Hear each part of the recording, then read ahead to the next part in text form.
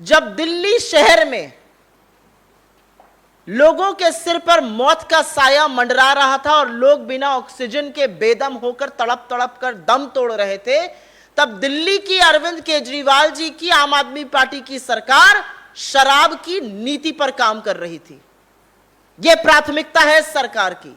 इस सरकार की प्राथमिकता यह है कि 25 साल से, उस वक्त जब कोरोना से यह शहर जूझ रहा था और त्राहिमाम मचा हुआ था, विफलता केजरीवाल जी की भी है, उतनी ही विफलता मोदी जी की भी है। उस वक्त शराब पीने की आयु 25 वर्ष से घटाकर 21 वर्ष करी जा रही थी। 3 बजे सवेरे तक शराब बेची जाए, खुले में शराब पिलाई जाए, यह काम अरविंद केजरीवाल जी की आम आदमी पार्टी की सरकार कर रही थी। तो इस पार्टी के जन्म पर तो संदेह था ही, इसकी राजनीति पर संदेह है, इनके सिद्धांतों पर संदेह है।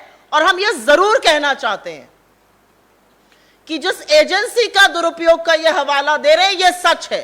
एजेंसियों का दुरुपयोग तो भाजपा की मोदी सरकार ने इस तरह किया है कि जब वो सही कार्रवाई भी करते हैं तो वो भी, उस पर भी सवाल उठने लगते हैं।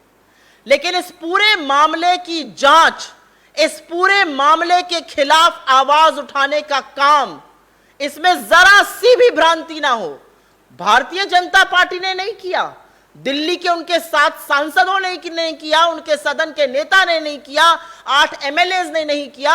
इस पूरे प्रकरण पर प्रकाश डालने का काम, इस पर कार्रवाई करने की बात सिर्फ और सिर्फ कांग्रेस पार्टी ने दिल्ली शहर में करी। मैं चाहती हूं कि सबसे पहले अनिल जी आपको क्रमवार तरीके से साक्ष्यों के साथ यह बताएं कि कितनी काली करतूत कोरोना काल के टाइम पर अरविंद केजरीवाल जी की सरकार कर रही थी शराब पर। और यह शिक्षा की बात नहीं, यह शराब की बात है। शिक्षा के पीछे मत छुपिए। धन्यवाद सुप्रिया जी।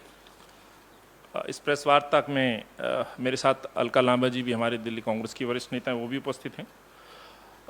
सुप्रिया जी ने बड़े विस्तार से बात रखी है और इस आबाकारी नीति को लेकर के जिस तरह से भ्रम फैलाया जा रहा है दिल्ली के अंदर, भाजपा जिस तरह से ये दिखाने की कोशिश कर रही है कि भाजपा के सूरवीरों ने ये लड़ाई जीती है, तो मैं ये कहना चाहता हूँ, ये इस शराब नीति के खिलाफ यदि किसी ने जन आंदोलन किया, किसी ने आवाज़ उठाई और किसी ने इस भ्रष्टाचार को उजागर किया, तो कांग्रेस पार्टी और कांग्रेस के कार्यकर्ता थे। और वो आम जनमानस और वो महिला शक्ति थी जो इसका लगातार विरोध कर रही थी, क्योंकि इस शहर को शराब माफियाओं को बेचा गया था। इस शहर की जो पहचान शीला जी ने खूबसूरत शहर की बनाई थी, उस शहर की जो पहचान है वो देश के नशे की राजधानी के रूप में बनने लगी। और ये इससे बड़ा प्रमाण नहीं हो सकता है। ये हरदीप पुरी साहब के साथ वो एक डेलीगेशन है हमारा जो जाकर के मिला था, और ये डेलीगेशन में मेरे साथ कांग्रेस के वरिष्ठ नेताओं के साथ साथ हमारे पूर्व अध्यक्ष श्री सुभाष चोपड़ा जी भी इसमें उपस्थित रहे। और यहां बड़े विस्तार से हमने इस शराब नीति को लेकर के जो खामियां हैं, हालांकि खामियां बहुत सारी हैं, अलग अलग विषय पर हमने अलग अलग विभाग में जाकर के इसको उजागर किया। और ये ट्वीट ये प्रमाण है इस बात का कि हमने मिलने के तदुपरांत इस बात को पब्लिक डोमेन में भी डाला कि हरदीप पुरी साहब से हमने आग्रह किया है कि इस पॉलिसी के तहत जो नॉन कन्फर्मिंग एरिया है वहां शराब की जो दुकान खोलने का जो खेल खेला जा रहा है भाजपा के पार्षद या भाजपा शासित नगर निगम के द्वारा, और कानून की जो धज्जियां उड़ाई जा रही हैं उसको ताक पर रख करके जिस तरह से लाइसेंस खोलने का सर्टिफिकेट बांटे गए हैं, तो हमने ये आग्रह किया कि आप उसको रोकने का काम करें। बजाय रोकने के दिल्ली शहर के अंदर शराब की दुकानें खुलती रही, भाजपा के लोग मौन बने रहे, लेकिन ये लड़ाई हम सड़क से लेकर के विभागों तक लड़ते रहे। ये उसका और दूसरा प्रमाण मैं दे रहा हूं। 3/6/2022 को हम दिल्ली पुलिस कमिश्नर राकेश अस्थाना साहब के यहां जाते हैं और विस्तार से हम ये वो उन बिंदुओं पर उनका ध्यान आकर्षित करते हैं किस तरह से शराब माफियाओं ने मिलकर शराब नीति पे काम किया, फायदा लिया, दिल्ली को लूटने का काम किया। क्या क्या बिंदु थे? कार्टेल था, जो एक समूह बना करके दिल्ली की शराब की दुकानें ली गई। ये वो कॉपी है जिसके बिहाफ पर आज ईओडब्ल्यू जांच कर रहा है। ये दूसरा प्रमाण। तीसरा प्रमाण, इस शहर को बचाने के लिए, मुख्यमंत्री को समझाने के लिए मुख्यमंत्री जी के पूर्व गुरु रहे अन्ना हजारे जी तक हम पहुंचे। अन्ना हजारे जी को भी मैं 13 फरवरी 2022 को चिट्ठी लिखता हूं। अन्ना हजारे जी से यह आग्रह करता हूं कि अपने इस प्रिय शिष्य को समझाएं। जिस शहर की पहचान शीला जी ने और कांग्रेस ने बनाई, विश्व के अंदर जिस शहर को नाम पहुंचाया, विकास का, डेवलपमेंट का, फ्लाईओवर सिटी का, सुंदर शहर का, उस शहर को उजाड़ने का काम अरविंद केजरीवाल कर रहे हैं। लेकिन ये तानाशाही मुख्यमंत्री नहीं माना। लेकिन अफसोस ये होता है साथियों, जो सुप्रिया जी ने बात कही, आज मैं देख रहा हूं पिछले 2 दिनों से भाजपा के जो सूरवीर सांसद एमएलए उतरे हुए हैं और बड़े बड़े दावे कर रहे हैं। मेरा प्रश्न उनसे है, जैसे सुप्रिया जी ने कहा कि जब देश के अंदर और दिल्ली के अंदर कोरोना फैल रहा था, लोग ऑक्सीजन के लिए तड़प रहे थे, बेड के लिए तरस रहे थे, अस्पतालों के बाहर मौतें हो रही थी, बेड नहीं मिल रहे थे, मेडिसिन की कालाबाजारी हो रही थी, उस समय मुख्यमंत्री और ये शराब मंत्री सिसोदिया और शराब माफिया मिलकर के इस पॉलिसी पे काम कर रहे थे। इसकी भनक लगते ही हम तो सड़क पे उतरे, लेकिन भाजपा के ये 8 एमएलए विधानसभा के अंदर मौन क्यों थे? भाजपा के 7 सांसद, आज मनोज तिवारी जी को देख रहा हूं, परवेश वर्मा जी को मैं देख रहा हूं, हर्षवर्धन जी को मैं देख रहा हूं, रमेश विधुड़ी जी को मैं देख रहा हूं, और तो और हिमाचल से आए हुए अनुराग ठाकुर को मैं देख रहा हूं, बड़ी बड़ी बातें कर रहे हैं। लेकिन ना तो 7 सांसदों ने, ना 8 एमएलए ने, 3 मेयर, 150 से ज्यादा इनके निगम पार्षद, किसी एक व्यक्ति ने इस सरकार के खिलाफ 4 शब्द की शिकायत तक नहीं की। क्यों नहीं की? इन प्रश्नों का जवाब भाजपा को देना चाहिए। शायद भाजपा इन प्रश्नों के जवाब ना दे, क्योंकि जब खुद ये लोग इसमें सम्मिलित हों तो जवाब किस बात का दे सकते हैं? क्योंकि इस साजिशकर्ता में भाजपा के इनके नेता भी मिले हुए हैं, भाजपा की पार्टी खुद मिली हुई है। कैसे मिली हुई है, उस साजिश का पर्दाफाश मैं कर रहा हूं साथियों, क्योंकि इसमें बहुत बड़ा फायदा भाजपा के कार्यालय को भी मिला है। और ये वो पत्र है जो मैं दिखा रहा हूं भारतीय जनता पार्टी का। ये भारतीय जनता पार्टी के द्वारा चीफ इलेक्शन कमिश्नर को रिपोर्ट जो सबमिट होती है, donation list of BJP above 20,000 for a year ending 1/4/2020 से 31/3/2021 तक का, ये मेरा ये लेटर नहीं है, ये बीजेपी कार्यालय का है। इसमें आप देखेंगे इस भाजपा को लगातार एक कंपनी चंदा देती है। इस कंपनी का नाम मैं पढ़ रहा हूं, ये कंपनी है सोम डिस्टिलरी प्राइवेट लिमिटेड, सोम डिस्टिलरी प्राइवेट लिमिटेड। ये सोम ग्रुप की कंपनी है। इसको चंदा दिया जाता है एक बार 1 करोड़ रुपए का 25/8 को, फिर 30/10/2020 को फिर 50 लाख रुपए दिए जाते हैं, फिर 21/12/2020 को फिर 50 लाख रुपए दिए जाते हैं। और इस तरह से इस कंपनी के द्वारा भाजपा को एक मोटी रकम चंदे के रूप में दी जाती है। और ये जो सोम ग्रुप है, ये मध्य प्रदेश का ब्लैक लिस्टेड ग्रुप है। इस ग्रुप की जो कंपनी है, सोम ग्रुप मध्य प्रदेश की जो ब्लैक लिस्टेड कंपनी जो मैंने आपको कहा, इसी सोम ग्रुप की shell company Raisen limited company. Raisen एक मध्य प्रदेश का जिला है जिसके नाम पर यह कंपनी रजिस्टर्ड है, और इन दोनों कंपनियों का एड्रेस एक ही है। तो इसको जोन 13 में काम दिया गया। जोन 13 के अंदर कम से कम 20 से 25 दुकानें दी गई, और भाजपा अपने इलेक्शन कमीशन में डोनेशन की जानकारी में खुद खुलासा कर रही है इस बात की। लेकिन अफसोस यह होता है कि सीबीआई की एफआईआर की कॉपी में इसका नाम नहीं है। आखिर क्यों नहीं है? यह तो एक ऐसा उदाहरण है जो मैंने आपके सामने प्रस्तुत किया है कि भाजपा को क्या जो डोनेशन थी, क्या चुप रहने की डोनेशन थी? क्या शराब माफियाओं के साथ मिलकर के इस शहर को बेचने की साजिश में भाजपा के नेता भी सम्मिलित थे? क्या ये केवल और केवल जो व्हाइट का जो हमने आज आपके सामने ट्रांजैक्शन रखा है, क्या इसके अलावा भी और कुछ लेन देन हुआ है? क्या ईडी, क्या सीबीआई, क्या ये इसकी भी जांच करेगी, या केवल कांग्रेस के नेताओं को ईडी के संबंध जाते रहेंगे? तो आज सवाल ये उठता है, सोम ग्रुप ने बीजेपी को कितना पैसा दिया, कितना डोनेशन दिया? भाजपा के सूरवीर जो नेता 2 दिन से उतरे हुए हैं, ये क्या इस बात पर कुछ बोलेंगे, जवाब देंगे? ये मेरा आपसे कहना है। दूसरा, जो कार्टेल की बात हो रही है सीबीआई जांच में, आप बार बार देख रहे हैं साथियों, हमने पहले लगातार ये बात कही है। पंजाब के एक शराब और अकाली के पूर्व मंत्री रहे शराब माफिया दीप मल्होत्रा का जिक्र मैं बार बार कर रहा हूं, जिसकी 2 कंपनियां हैं, जिसमें एक इनोवा गारमेंट्स के नाम से भी है, जिसको लगातार, जिसमें ईओडब्ल्यू भी जांच कर रही है। उसमें किस तरह से कार्टेल तैयार हुआ, मैंने इसको बकायदा आपके सामने पूर्व में रखा है। आज मैं दूसरे कार्टेल की बात कर रहा हूं। इस कार्टेल में आप देखेंगे किस तरह से मनी ट्रेल हुआ, उसका खुलासा मैंने किया है। और कार्टेल में भी जिस तरह से पैसे डाले गए, एक बालाजी ग्रुप है, बड़े चालाकी से इस पूरी दिल्ली को शराब माफिया को बेचा गया। बेचने का काम सिसोदिया और दिल्ली के मुख्यमंत्री ने किया।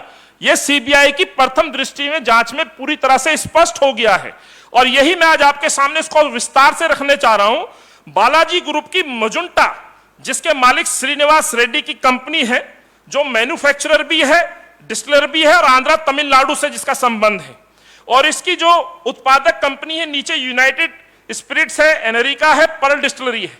अफसोस ये होता है कि Magenta agro farm private limited को और पिक्सी इंटरप्राइजेज प्राइवेट लिमिटेड को जॉन 4 और जॉन 23 और जॉन 32 का लाइसेंस दिया गया है। सेल कंपनियों को जिस तरह से ये काम दिया गया है, जिसके मालिक रेड्डी साहब है, लेकिन पर्दे के पीछे सच्चाई में जो इस पर्दे के पीछे जो व्यक्ति जो समूह काम कर रहा था वो Indospirit group promoter Sameer Mahendru और गीतिका महेंद्रू है। ये समीर महेंद्रू, गीतिका महेंद्रू, ये वो लोग हैं जो कि पहले से ब्लैक लिस्टेड है।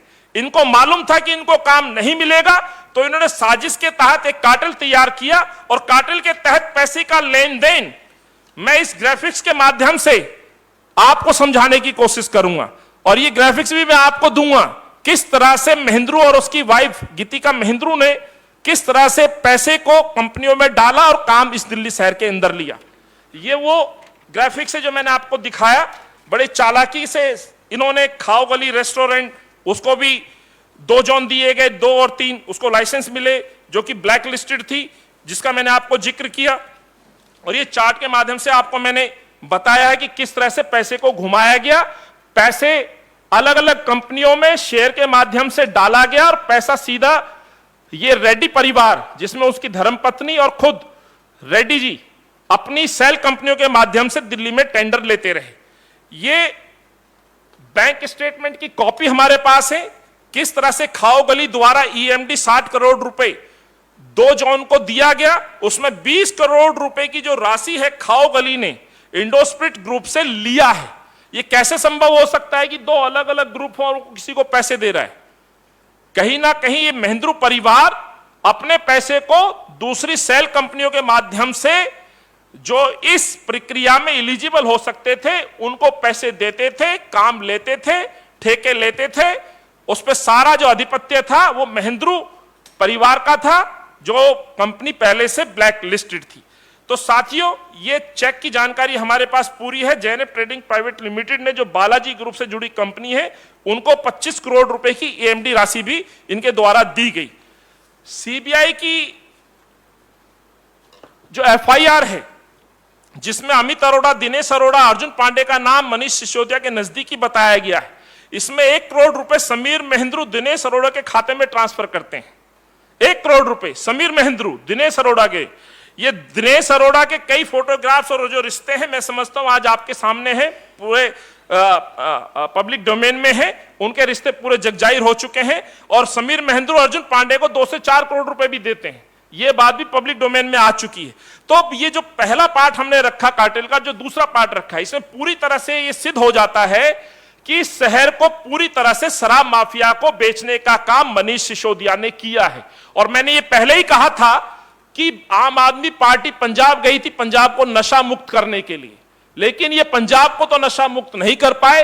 इन्होंने दिल्ली को, इस शहर को, इस राजधानी को नशे की राजधानी बना दिया। और मैं बार बार कहता रहा हूं कि इस शहर का, इस दिल्ली का शराब मंत्री यदि कोई है तो मजीठिया दिल्ली का कोई है तो मनीष सिसोदिया ही मजीठिया है। जिस पंजाब में मजीठिया को शराब माफिया कहा जाता था वो दिल्ली का वित्त मंत्री, शराब मंत्री मनीष सिसोदिया है। यह मैं कहना चाहता हूं।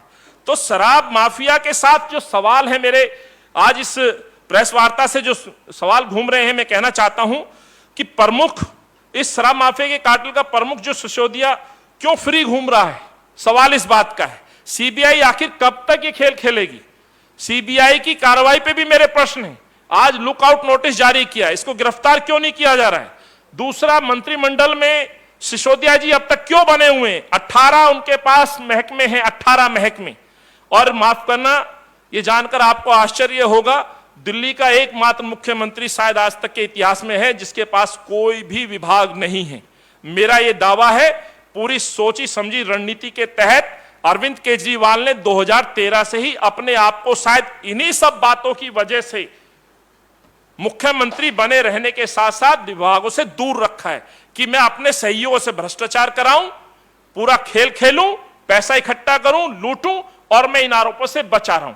अन्यथा ऐसा आज तक नहीं हो सकता कि कोई मुख्यमंत्री के ओहदे पे बैठा हो और उसके पास कोई विभाग ना हो। तो 40 चोर स्पष्ट क्यों ना माने कि अली बाबा, जो इसमें जो भ्रष्ट जो सबसे बड़ा महत्वपूर्ण व्यक्ति है वो केजरीवाल है, क्योंकि इनके पास लगातार, मैं एक बयान सुनता हूं, अंत में कहना चाहता हूं कि बार बार आम आदमी पार्टी कहती है कि पूर्व जांच में क्या निकला, पूर्व जांच में क्या निकला, तो कहना चाहता हूं कि पूर्व जांच में आप क्या चाहते हैं, क्या निकलना चाहिए। इतने इनके मंत्रियों के पास एक्शन हुए हैं खिलाफ, लगभग 80% मंत्री या तो जेल जा चुके या उन पर संगीन आरोपों में वो संलग्न है, जिसमें खास तौर से इनके पूर्व कानून मंत्री जितेंद्र तोमर, जो कानून मंत्री थे, उनका टिकट काट दिया गया। क्यों कटा भाई, और क्या चाहते हैं आप?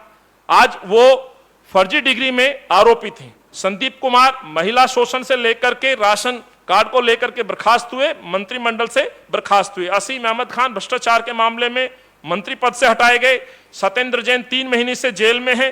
अमानतुल्लाह खां पर वक्फ बोर्ड घोटाले में जांच चल रही है।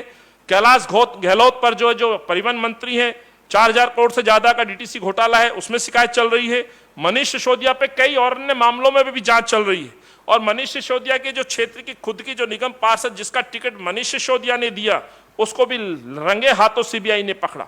तो आखिर केजरीवाल जो बार बार ये कहते हैं कि पहले भी रेड पड़ी, क्या निकला क्या निकला, तो मैं पूछना चाहता हूं और इससे ज्यादा और आप क्या लेंगे?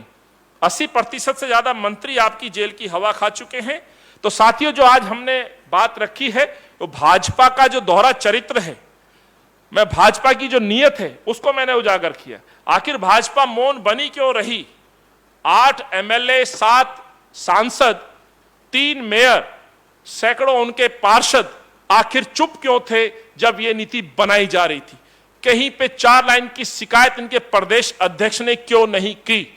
जो मेरी साथी आदरणीय सुप्रिया जी ने बात कही, इन प्रश्नों के जवाब क्या भाजपा देगी?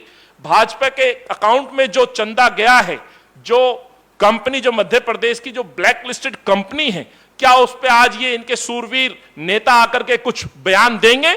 इन प्रश्नों के जवाब शायद जनता को देने चाहिए। धन्यवाद। बहुत बहुत धन्यवाद अनिल जी। इससे पहले कि मैं अलका जी से कुछ शब्द कहने को कहूं, एक बात पूरी तरह से साफ है कि इस मुद्दे को लगातार हम उठा रहे थे, और यह भी साफ है कि भाजपा की तरह हम आर के मूर्खतापूर्ण पेपर नहीं दिखाएंगे किसी के नाम की स्पेलिंग बदलने का, लेकिन हम आपको साक्ष्य और तथ्य दिखा रहे हैं कि कैसे भाजपा और आम आदमी पार्टी दोनों के हाथ इस लिकर स्कैम में सने हुए हैं। अब जवाबदेही ना सिर्फ आपकी, भाजपा की भी तय होगी। अलका जी। धन्यवाद। मैं एक बात को दोबारा दोहरा रही हूं, भारतीय राष्ट्रीय कांग्रेस का बिल्कुल यह मानना है कि केंद्र की भाजपा सरकार संवैधानिक संस्थाओं का दुरुपयोग अपने राजनीतिक विरोधियों के खिलाफ, खासतौर से कांग्रेस के खिलाफ कर रही है। लेकिन जब केंद्र की ये संवैधानिक संस्थाएं सही काम भी कर रही हैं तो गलत लग रहा है। ये सही है, हम मानते हैं कि भ्रष्टाचार आम आदमी पार्टी की आबकारी नीति में हुआ है। इसके पूरे सबूत दिल्ली प्रदेश के अध्यक्ष अनिल चौधरी जी ने आपके सामने रखे हैं। सवाल पूछते हैं, सीबीआई की जांच के डर से, जांच के बाद ही दिल्ली की आम आदमी पार्टी सरकार ने इस नीति को वापस क्यों लिया? और उस नीति को, जिसे ये शीला दीक्षित जी की भ्रष्ट नीति बताते थे जब वो सत्ता में थी, उसे ही लागू क्यों किया? अगर आपकी यह शराब नीति ईमानदारी वाली, लाभ देने वाली थी करोड़ों रुपयों का, और जो आपका दावा था कि आपने मोहल्लों में सभाएं करके महिलाओं से पूछकर नीति लागू की है, तो अपनी इस नीति को आपको वापस क्यों लेना पड़ा? यह सवाल आज उठ रहा है।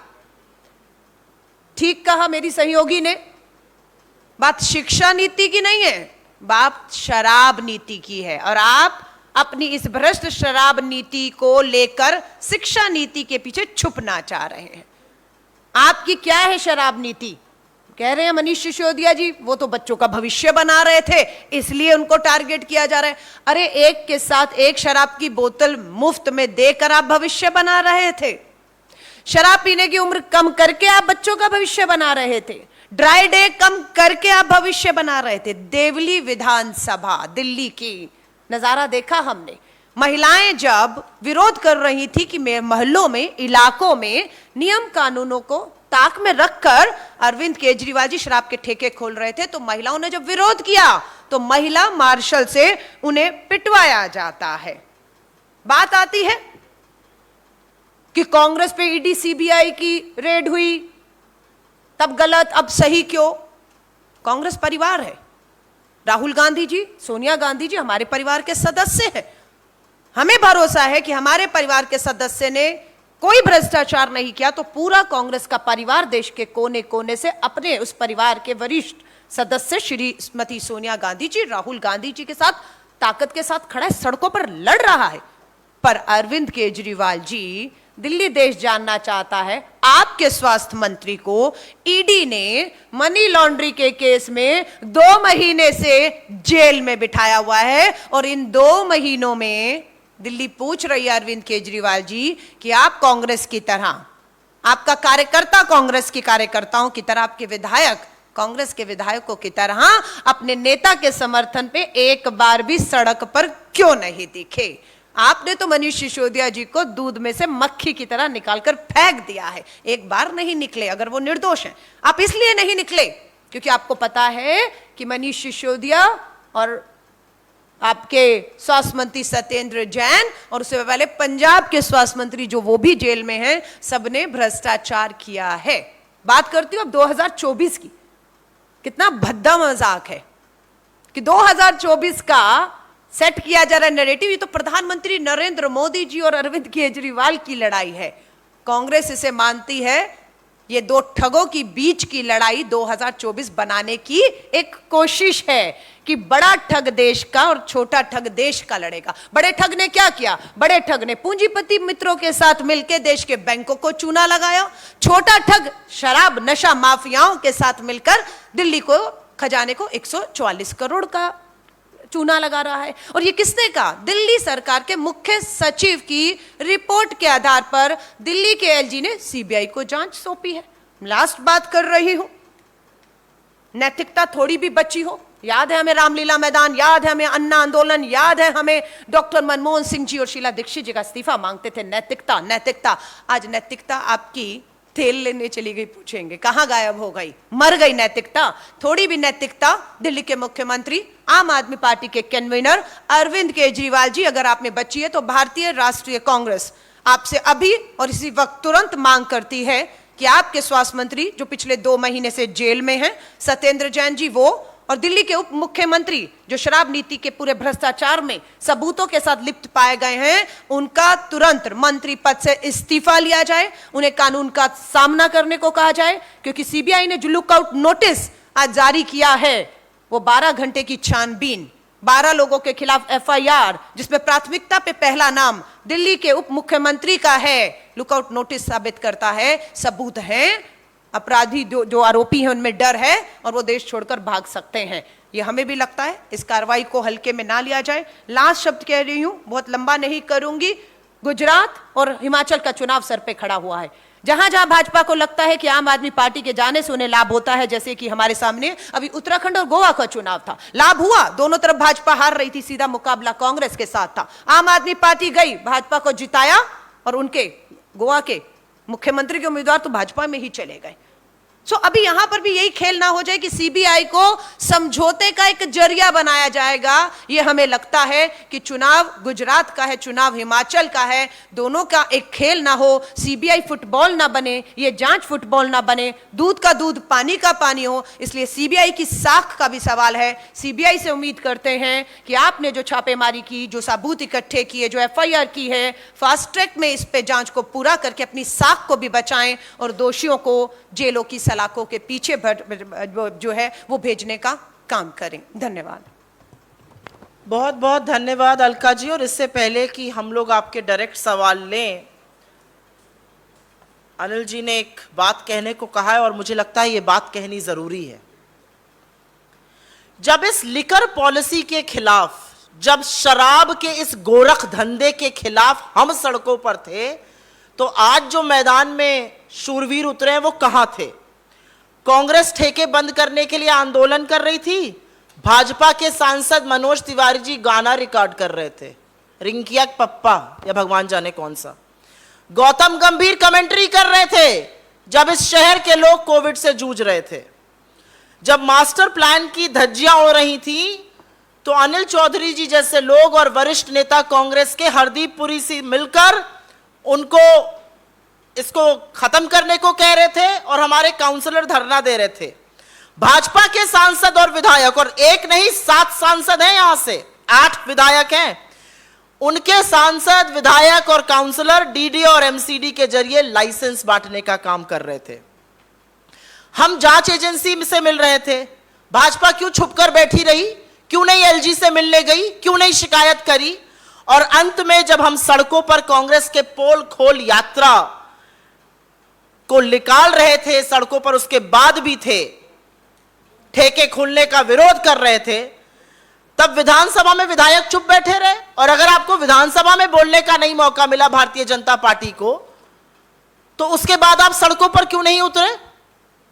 दिक्कत की बात यह है कि इस भ्रष्टाचार में आप तो पूरी तरह से धसी हुई है, लेकिन उतने ही हाथ भारतीय जनता पार्टी के भी सने हैं और आज मजबूरन आकर उसके खिलाफ बोलना पड़ रहा है। अनिल जी ने आपको तमामों साक्ष्य दिए हैं जिससे पता चलता है कि जिन कंपनियों को आवंटन किया जा रहा था वो बैंड थी और भाजपा की डोनर्स थी। मुझे लगता है इस देश को कुछ तथ्य जानने जरूरी हैं। आपके सवालों का स्वागत है। सुओ मोटो पहले इस पर अगर सवाल है तो जी।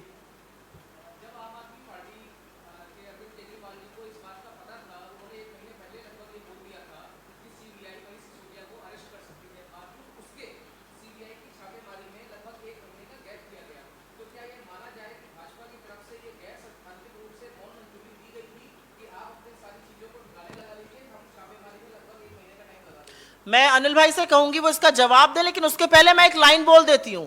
मौन सिद्धांत की जो आप बात कर रहे हैं, अगर मौन मंजूरी ना होती तो जब ये पूरा गोरख धंधा चल रहा था तो भारतीय जनता पार्टी क्यों मुंह पर टेप लगाकर बैठी थी? कहां थे उनके सांसद? कहां थे उनके विधायक? क्यों कोई यहां पर विरोध नहीं हो रहा था? असलियत यह है, ना एलजी से मिले, ना हरदीप पुरी से मिले, ना इनके सांसदों ने कोई प्रदर्शन किया, ना विधायकों ने इसके खिलाफ चूं तक करी। साक्ष्य बताते हैं कि डोनर तो वही थे जिनको लाइसेंस मिल रहे थे, तो बेचारे बोलते कहां से? और मेरे हिसाब से एक बात बहुत छोटी है जिसका अलका जी ने को उल्लेख किया था। बात सिर्फ एक है, ये सिक्के के 2 पहलू हैं, एक बड़ा रिचार्ज है और एक छोटा रिचार्ज है। इनके सिद्धांतों में, इनकी ठगी में कोई अंतर नहीं है। आनुल जी एक मैं कंप्लीट कर दूं। आपने जो बात कही है, देखिए ये सच है, सीबीआई को जिस गति से कार्रवाई करनी चाहिए थी वो नहीं हुई। लेकिन हाँ, मैं एक बात के लिए दिल्ली के अभी जो वर्तमान जो एलजी साहब हैं उनका आभार जरूर व्यक्त करूंगा। लेकिन हाँ, ये उम्मीद रखता हूं कि आगे भी इसी गति से कार्रवाई होगी। इसमें मौका मिला है सरकार को, लेकिन कुछ चीजें अभी भी रिकॉर्ड पे ऐसी जिसको मिटाया नहीं जा सकता, जिसमें सीबीआई ने माना है। कुछ चीजें हैं जो हो सकता है डिले की वजह से आम आदमी पार्टी के मंत्री और जो नेता हैं जो इसमें संलिप्त हैं उन लोगों ने कुछ चीजों को हटाया, लेकिन अपराधी अपने अपराध के साक्ष्य छोड़ के जाता है। आज जिस तरह से लुकआउट नोटिस जारी किया है, सवाल ये कि आप इस तरह का लुकआउट नोटिस जारी करना, ये इवेंट क्यों बना रहे हैं? सीधा उसको पकड़ना चाहिए, सलाखों के पीछे डालना चाहिए, ये सबसे बड़ी बात है। अलका जी ने जो बात कही है, हम पहले दिन से कह रहे हैं कि आम आदमी और बीजेपी में कोई फर्क अंतर नहीं है। याद होगा इसी शहर में 15 साल शीला जी